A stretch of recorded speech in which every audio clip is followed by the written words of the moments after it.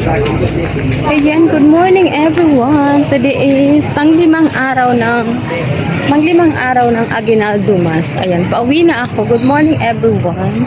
Ayan ang church, ang dilim pa. Ayan, good morning everybody mga ka-YT. Ayan, good morning mga ka-YT. So, ang ganda ng topic ngayon sa homily kasi meron daw inilabas ayan mga ka-YT. Ayan, may isi-share ako sa inyo na sinare sa amin ng pari dito sa amin na parang may bagong inilabas na batas ba ang tawag doon na si Pope Francis na hindi pumapayag ang simbahan sa mga, yung kunyari, yung mga nagkakaroon ng maraming asawa, yung mga may asawa nakikisama, at saka yung same-sex marriage.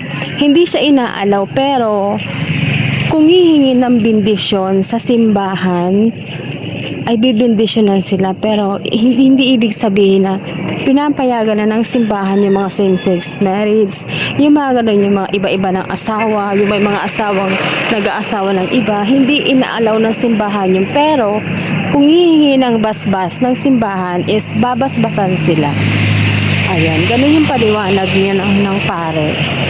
Ganun yung paliwanag, pero hindi ibig sabihin na pag binasbasan sila, sa may mga ganong sitwasyon, yung may mga asawa nga na naghiwalay tapos nag-asawa ulit, tapos yung mga same-sex marriage, hindi pinapayagan, pero kung hihingi ng basbas sa simbahan is babasbasan sila.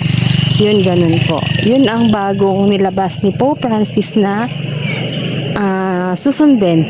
Subscribe, like, share. Thanks for watching.